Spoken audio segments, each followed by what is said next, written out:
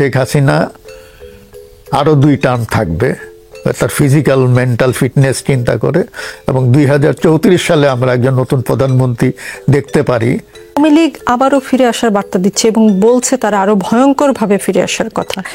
শেখ হাসিনার বা শেখ পরিবারের নেতৃত্বে আওয়ামী লীগ কি আবারও ফিরতে পারবে, আপনি কি মনে করেন? এটা নির্ভর করে, কারণ ভারত যদি সিরিয়াসলি চায় তাহলে তারা এটা নানান কারসাজি করে এটা করতে পারে। অধ্যাপক মোহাম্মদ ইউনূস, তার তো একটা এক্সিট লাগবে,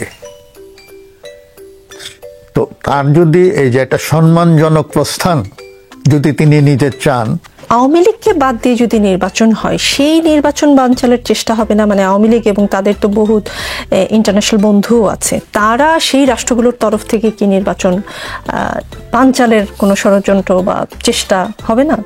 এখন এই প্রশ্নটা আছে যে আওয়ামী লীগের মতন একটা বড় দল যার কোটি কোটি সমর্থক আছে, তাদেরকে বাইরে রেখে যদি একটা নির্বাচন হয়, নির্বাচনে যারাই আসুক, ধরে নিলাম বিএনপি আসবে, সে নির্বাচন ক্রেডিবল হবে কিনা, এই প্রশ্নটা একটা আছে। তাহলে আপনি এই যে কয়েক কোটি ভোটারের ইচ্ছার প্রতিফলনটা আপনি কিভাবে ঘটাবেন, এটা একটা প্রশ্ন। দ্বিতীয়ত হচ্ছে, আওয়ামী লীগকে যদি আপনি নির্বাচনের বাইরে রাখেন, তারা সংক্ষুব্ধ হবে, সংক্ষুব্ধ হয়ে তারা অনেক কিছু করতে পারে। এটা আমি অস্বাভাবিক না যে কেউ যদি সংক্ষুব্ধ থাকে এবং তারা যদি একটা প্রতিরোধের ডাক দেয় এবং এই ধরনের কাজগুলো করে, তাহলে একটা serious law and order situation তৈরি হতে পারে। তো সেটাও মানে সামাল দেওয়ার মতন সক্ষমতা যদি সরকারের থাকে, তাহলে সমস্যা দেখি না আমি। কিন্তু এই সরকারের যে আইন শৃঙ্খলা বাহিনীর যে অবস্থা, নাজুক অবস্থা, এখন তাদের সেই সক্ষমতা আছে কিনা এটা মুশকিল বলা। তো সুতরাং এই আশঙ্কাটা আছে। 91 নির্বাচনে আওয়ামী লীগ ভেবেছিল আওয়ামী লীগ জয়লাভ করতে যাচ্ছে, এবং শুনতে পাওয়া যায় যে তারা নাকি আগে, মানে ইলেকশনের রেজাল্টের আগে কারা কারা কোন মন্ত্রণালয়ে নিবে, দায়িত্ব বুঝে নিবে, মন্ত্রিসভাও এক ধরনের খসড়া তালিকা তৈরি করে ফেলেছিল। কিন্তু জয় পেয়েছে বিএনপি, সেটা আওয়ামী লীগের জন্য শকিং ছিল। 2026-এ বিএনপি কোনো শক পেতে যাচ্ছে না তো? কেননা যদি জামায়াত, এনসিপি এবং ইসলামী দলগুলো একটা, মানে বাকি যত দল আছে, ধরে নিলাম যে বিএনপি বাদে বাকি সবগুলো দল একসাথে হয়ে গেল, তখন বিএনপির জন্য কোনো কিছু শকিং কোনো কিছু অপেক্ষা করছে কিনা? এখানে তো মানে আমি মনে করি যে আমরা এইভাবেও দেখতে পারি যে অনেকগুলো দল আছে যাদের আসলে কোনো ভোটারদের মধ্যে কোনো অবস্থান নাই, এবং অনেক দল আছে সেই দলের দ্বিতীয় ব্যক্তিটির নাম আমরা জানি না, এরকম দল আছে তো অনেক। তো সুতরাং এখানে ওই যে 0+0=0 এই সোহরাওয়ার্দী সাহেবের সেই উক্তিটা পুনরাবৃত্তি করা যায়। ঢাকা সফর করছেন পাকিস্তানের পররাষ্ট্রমন্ত্রী, তো আমরা ভারত দিয়ে ঘেরা, তাদের সাথে আমাদের সম্পর্কে অবনতি হচ্ছে, অন্যদিকে পাকিস্তানের সাথে সম্পর্কের উন্নতি হচ্ছে। বিএনপি, জামায়াত, এনসিপি সহ অনেক দলের প্রতিনিধিদের সাথে পাকিস্তানের প্রতিনিধি দল দেখা করেছে। এই সম্পর্কের উত্থান ও পতন আসলে কি বার্তা দিচ্ছে, কোন দিকে যাচ্ছি আমরা?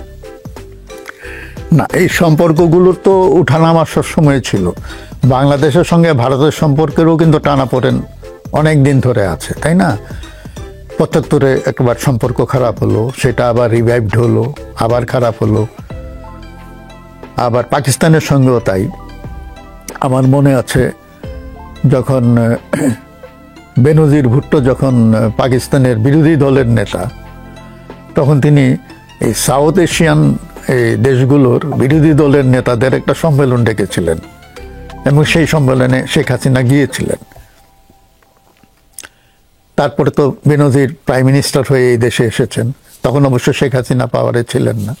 তো যাই হোক, তো এই যে যোগাযোগগুলো কিন্তু সবসময় আছে, কিন্তু আমরা দেখেছি পাকিস্তানের সঙ্গে যে বাংলাদেশের সম্পর্কটার ওঠানামাটা অনেকটা নির্ভর করে ভারত পাকিস্তান সম্পর্কের উপরে। মানে ভারতের সঙ্গে পাকিস্তানের সম্পর্ক যখন খুব ভালো থাকে, তখন দেখা যায় যে পাকিস্তানের সঙ্গে বাংলাদেশের সম্পর্কও ভালো থাকে। যখন ভারতের সঙ্গে পাকিস্তানের সম্পর্ক খুব তিক্ত, তখন বাংলাদেশের সঙ্গে বা পাকিস্তানের সঙ্গে, তার মানে হচ্ছে কি বাংলাদেশের নেতারা, রাষ্ট্রনেতারা মানে ভারতীয় লেন্স দিয়ে পাকিস্তানকে বিচার করে। এটা আমরা বহুবার দেখেছি। ওই কি বলে না, এটা যেমন শেখ হাসিনা, এই অপবাদ তো আওয়ামী লীগের ঘাড়ে বা আওয়ামী লীগকে দেওয়া হয়। এটা কি সকল, আপনি বলছেন সকল যারা ক্ষমতায় আসে তারাই?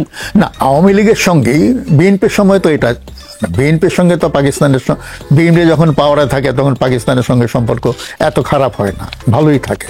কিন্তু আমি বলি যে আওয়ামী লীগ পাওয়ারে থাকুক আর বিএনপি পাওয়ারে থাকুক বা এরশাদ পাওয়ারে থাকুক, যখন দুই দেশের শীর্ষ নেতারা বৈঠক করেন, আমার ধারণা তারা এই ইস্যুগুলো নিয়ে কখনোই কথা বলেন না, যে ৭১-এর অপরাধ কিংবা ওই যে সম্পদের ভাগাভাগি। তার মানে কি এই প্রবলেমটাকে আনসলভড রেখে যুগে যুগে রাজনৈতিক দলগুলো কেবল রাজনীতিই করে গেছে, বাংলাদেশের মানুষের ইমোশনের মূল্য তারা দেয়নি কখনো? না, মানুষের ইমোশন নিয়ে তো রাজনীতিবিদরা মূল্য না, তারা তো ইমোশন নিয়ে খেলা করে সবসময়। আমি আরেকটা উদাহরণ দিই, শেখ হাসিনা সবসময় বলতেন না যে বঙ্গবন্ধু হত্যার পেছনে বিশাল ষড়যন্ত্র ছিল, নেপথ্যে অনেক লোক ছিল, হ্যাঁ, এবং উনি টার্গেট করতেন সবসময় জিয়াউর রহমানকে। উনি ২.৫ বছর প্রধানমন্ত্রী ছিলেন, ২.৫ বছরে উনি একটা কমিশন করার সিদ্ধান্ত নিতে পারেন নাই। উনি বিষয়টা নিয়ে পলিটিক্স করেছেন সবসময়। ওই শেখ মুজিবের প্রতি মানুষের যে যতটুকু মানে আমি বলবো যে আগ্রহ কিংবা ভালোবাসা আছে, সেটা নিয়ে উনি খেলা করেছেন ২.৫ বছর, একটা কমিশন করে নাই।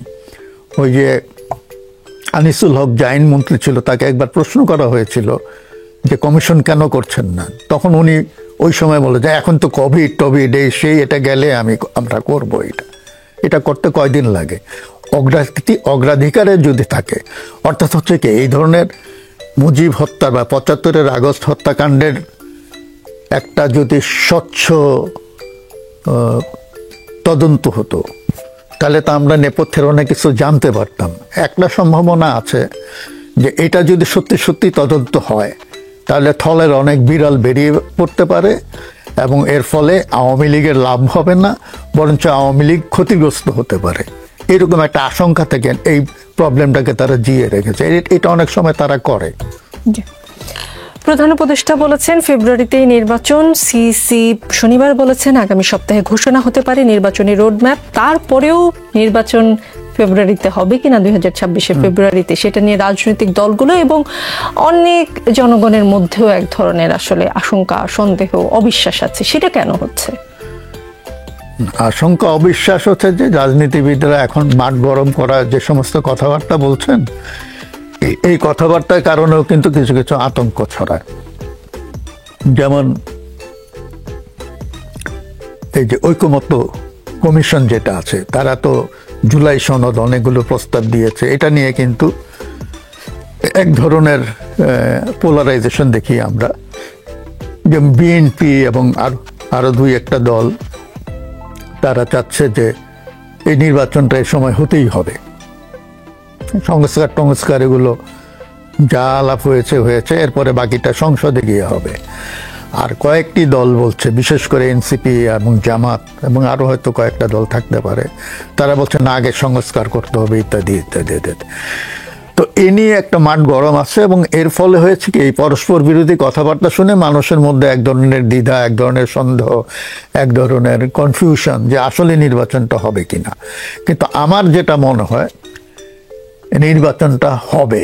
এখন যেটাকে আমরা বলি মব ভায়োলেন্স, তো এখন তো এটাই হচ্ছে, মবক্রেসির যুগ চলছে। যে কোনো মুহূর্তে লক্ষ্যে পেয়ে দিতে পারেন আপনি, তার ফলে বিভিন্ন জায়গায় দাঙ্গা হাঙ্গামা বেঁধে যেতে পারে। একটা প্রশ্ন আপনাকে করে রাখি, এটার উত্তর আমি পরে নিব।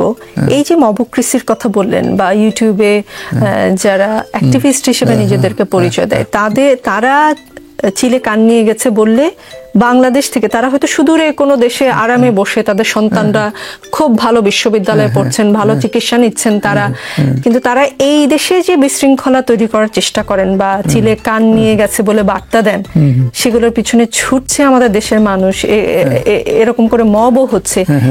এই অবস্থা কি চলতেই থাকবে? এটার কোনো শেষ দেখেন কিনা আপনি, বা শেষ আসলে কিভাবে হবে সেই প্রশ্নটা আমি তুলে রাখতে চাই, কারণ পিআরের একটা প্রসঙ্গ আসছে, সেটা নিয়ে একটু বলতে চাই আর কি। সংখ্যানুপাতিক পদ্ধতিতে নির্বাচনের দাবি রাজনীতিতে বেশ আলোচিত হচ্ছে। কেউ বলছে ভোটার পিআর বোঝে না, পিআর কি খায় না মাথায় দেয়, এই ধরনের কথাও বলছে। অন্যরা আবার বলছে পিআরই লাগবে তাদের। তো এই যে পিআর যুদ্ধ, পিআর সহ এরকম কয়েকটা ইস্যু সামনে নিয়ে জামায়াত আর এনসিপি যদি শেষ পর্যন্ত নির্বাচনে না যাওয়ার সিদ্ধান্ত নেয়, দেশের পরিস্থিতি কি হতে পারে? না, এখানে আমি বলতে চাই যে পিআর পদ্ধতি মানুষ বোঝে না, এটা তো ভোটারের বোঝার ব্যাপার নাই তো, কারণ এখানে পিআর তো ভোটার নির্ধারণ করবে না, তারা তো ভোট দিবে। ভোট কাকে দিবে সেটা নিয়ে বিএনপির নেতারা প্রশ্ন করে যে বাংলাদেশের মানুষ এলাকায় লোক চিনে ভোট দেয় না, কিন্তু তারপরে তো মার্কা ছাড়া থেকেও ভোট করছে না, সুতরাং তারা মার্কায় ভোট দিবে। তো যে মার্কা অনুযায়ী তো পিআর এর ব্যাপারটা আসবে, তো সেটা তো মানে ক্যালকুলেশনটা তো করবেন ইলেকশন কমিশন, এটা তো ভোটারকে ক্যালকুলেশন, ভোটার তো একটা ভোটই দেবে। এখন মনে করেন যে একটা লোক 30% ভোট পেয়ে জিতে গেল, আরেকজন 20% পেল, একজন 15% পেল, 10 জন হয়তো 5% করে পেল, এইভাবে 100। এখন কোনো ক্যান্ডিডেট যদি 51% বা 50% কম ভোট পায়, তিনি নির্বাচিত হবেন বেশি ভোট পেয়েছেন বলে। কিন্তু এটাও তো এক ধরনের মানে নৈতিকতার প্রশ্ন আসে, কারণ উনি তো সংখ্যাগরিষ্ঠের প্রতিনিধিত্ব করেন না। বিএনপি ভাবছে যে তার কিছু বিরোধী দল দরকার, আওয়ামী লীগ নেই বলে, এইরকম কিছু ভাবছে না। আমি জানি না, বিএনপি যদি মনে করে যে তারা সংখ্যাগরিষ্ঠতা পাবে, সরকার গঠন করবে, তাহলে তাদের একটা কনসার্ন হতে পারে যে তারা বিরোধী দল হিসেবে কোন দলকে চায়। তারা কি জামাত ইসলামীকে প্রধান বিরোধী দল হিসেবে পেলে কমফোর্টেবল ফিল করবে, নাকি এনসিপিকে পেলে বা অন্যদেরকে পেলে? এইটার কিন্তু একটা হিসাব তাদের মধ্যে আছে। দ্বিতীয়ত হচ্ছে, রাজনীতিবিদরা মুখে যেটা বলে এটা তাদের অন্তরের কথা না, আর মনে মনে যেটা ভাবে, হিসাব কষে, সেটা মুখে কখনো বলে না। এটা আমরা আমাদের অভিজ্ঞতা থেকে দেখেছি। সুতরাং এখন যে সমস্ত কথাবার্তা হচ্ছে, একজন আর একজনের বিরুদ্ধে ঢিল ছুটছে, বিষোদ্গার করছে, এটাই যে তাদের সব মনের কথা, এটা মনে করার কোনো কারণ নেই। এই জন্যই বললাম এটা পাতানো খেলা হতে পারে। জুলাই সনদ ঘিরে রাজনৈতিক দলগুলোর মধ্যে মতানৈক্য দেখা দিচ্ছে। বিএনপি বেশ কিছু বিষয়ে আপত্তি জানিয়েছে, এনসিপি, জামাত সহ বেশ কিছু দল এই সনদের আইনি স্বীকৃতির দাবি করছে। ঐকমত্য কমিশনের পক্ষ থেকে এই সনদকে সংবিধানের ওপরে প্রাধান্য দেওয়ার কথা বলা হয়েছে। আদালতেও এই সনদ নিয়ে কোনো প্রশ্ন তোলা যাবে না, এমন ধারাও রাখা হয়েছে। জুলাই সনদ নিয়ে আপনার মূল্যায়নটা একটু বুঝতে চাই। না, এই কথাগুলো আমার কাছে খুব একটা মানে গ্রহণযোগ্য মনে হয় না, কারণ আমরা বলছি সংবিধান হচ্ছে সর্বোচ্চ আইন, সেটাকে তাহলে আমরা এটাকে কি সুপার কনস্টিটিউশন বলবো নাকি? মানে এটা কি উপরে স্থান দেওয়া মানেটা কি, তাই না? দ্বিতীয়ত হচ্ছে যে এটাকে সবাই যদি যদি কনসেনসাস না হয়, তাহলে এটা কখনোই টেকসই হবে না। এবং আমরা দেখছি যে এই সনদটা তৈরি করেছে সরকার, অন্তর্বর্তী সরকার, যে সরকারের আমি বলবো যে নির্বাচিত সরকার না এনিবে। তো এই ধরনের একটা সরকার তো কোনো কিছু ইম্পোজ করে দিতে পারে না, মানে তাদের সেই বৈধ অধিকার নাই। তারা এটাকে দিয়েছে একটা প্রস্তাব, আমার কাছে মনে হচ্ছে এটা একটা প্রস্তাব, এবং এই প্রস্তাবে এমনি হাওয়া থেকে আসে নাই, জন আকাঙ্ক্ষা অবশ্যই আছে। মানুষ যেগুলো চায় তারই আর্টিকুলেশনটা একভাবে হয়েছে। ছাত্র সংসদ নির্বাচনের যাত্রা শুরু হয়েছে। ছাত্র সংসদ থেকে জাতীয় নির্বাচনের মধ্য দিয়ে জাতীয় আকাঙ্ক্ষা কি পূরণ হবে? এইটা হয় না আসলে, মানে একটা ছাত্র সংসদ নির্বাচন এটা কখনোই মানে মানে একটা ছাত্র সংসদ নির্বাচনে যে ধরনের মানে আমরা ফলাফল দেখি, সেটা কতটুকু জাতীয় নির্বাচনে প্রভাব ফেলে, খুব একটা ফেলে না। আমি এটা বলবো যে বড় দলগুলো বিশেষ করে, আমরা যদি দেখি 1971 সালের মুক্তিযুদ্ধের পরে ক্ষমতাসীনরা কখনোই ডাকসু ইলেকশনে যেতে নাই। ক্ষমতাসীনদের অঙ্গ সংগঠন, ছাত্র সংগঠন ডাকসু ইলেকশনে কখনোই জেতে নাই। অনেকেই বলছেন, বড় রাজনৈতিক দলের প্রধান নেতাও বলেছেন, বাংলাদেশে ডানপন্থার উত্থান নিয়ে তারা আশঙ্কা প্রকাশ করেছেন। এমন শঙ্কা কতটা সত্য? আপনি উত্থান দেখেন? না, এখানে তো ডানপন্থার রাজনীতিটাই তো বিরাজ করছে বহু বছর ধরে। এখন বহু বছর ধরে? আপনি কত বছরের কথা বলছেন? এখন 5ই আগস্টের পরে উত্থান না, এটা তো আমি 72 সাল থেকে দেখছি ডানপন্থীরা। এখানে তো বামপন্থীরা কখনোই সরকারের ছিল না। বড় রাজনীতি বামপন্থীরা সবসময় কোণঠাসা ছিল। এবং আপনি আওয়ামী লীগ বিএনপি তারা তো মধ্যপন্থী বলেন। এটা তো তারা মধ্যপন্থী বলতে তারা সুখ পায়, কিন্তু আমার চোখে তো তারা ডানপন্থী। মধ্যপন্থী বলতে তো কিছু নাই। মধ্যপন্থীটা কি? সুবিধাপন্থী না কি? ধরেন আমি একটা ইসলামিস্ট ফোর্স যাদেরকে বলি আমরা এক বর্গে, মানে এদেরকে বলা হচ্ছে ডানপন্থী। তো ইসলামিস্টরা কি চায়? শরিয়া আইন চায়। আজকে বিএনপি দাঁড়ায় বলুক যে আমরা শরিয়া আইন চাই না, আমরা এটা বিরোধিতা করব। আওয়ামী লীগ এর আগেও কিন্তু ক্ষমতাচ্যুত হয়েছে 75 সালে, তাই না? তো এর ফলে হয় কি, ক্ষমতা হারালে ফলে এক ধরনের আত্মোপলব্ধি হয়। তখন তারা কিছুদিন চুপচাপ থাকে, দলের মধ্যে কিছু পোলারাইজেশন হয়, দল ভাঙে, নতুন নেতৃত্ব আসে অনেক সময়, এবং তারা অনেক কথাবার্তা বলে, খুব একটা হার্ড লাইনে যায় না। কিন্তু এবার যেটা আমরা দেখলাম,